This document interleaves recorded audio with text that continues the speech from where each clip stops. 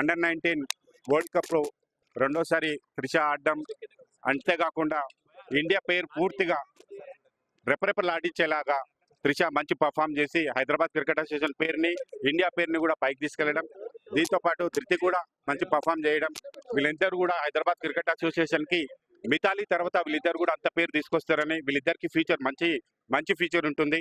అంతేకాకుండా వీళ్ళిద్దరు కూడా నెక్స్ట్ టోర్నమెంట్ లో ఇండియా పిక్ అవుతారని కోరుకుంటున్నాం.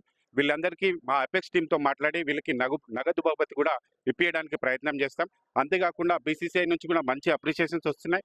నాకు తెలిసి బీసీసీఐ నుంచి కూడా వీళ్ళకి క్యాష్ అమౌంట్ అనౌన్స్ చేస్తున్నారు. నిన్ననే బీసీసీఐ నుంచి రెస్పాన్సిబుల్ పర్సన్స్ మాట్లాడినప్పుడు చెప్పినారు, ఒకసారి హైదరాబాద్ క్రికెట్ అసోసియేషన్ వీళ్ళకి రిసెప్షన్ అయిపోయిన తర్వాత అట్లాంటివి చేస్తామనుకుంటాం.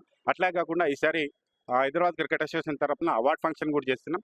ఈ అవార్డ్ ఫంక్షన్ వీళ్ళిద్దరిని ఖచ్చితంగా సన్మానించుకుంటాం. వాళ్ళ ఫ్యూచర్ కావాల్సిన అన్ని విధాల హైదరాబాద్ క్రికెట్ అసోసియేషన్ సపోర్ట్ చేస్తారని తెలియజేస్తాం. Thank you.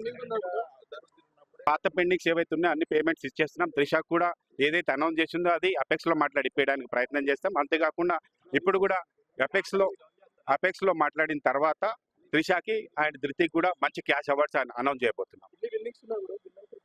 ఇంకా మెన్ క్రికెట్ కి ఏదైతే మనం ఇంపార్టెన్స్ ఇస్తామో అంతకంటే ఎక్కువ ఉమెన్స్ క్రికెట్ ఇస్తున్నాం. ఎందుకంటే WPL వచ్చిన తర్వాత ఉమెన్స్ క్రికెట్ కి చాలా మంచి వస్తుంది. ప్లస్ మన టోర్నమెంట్లన్నింటిలో కూడా బాగా ఆడుతున్నారు, గెలుస్తున్నారు ఇండియా తరఫున కూడా.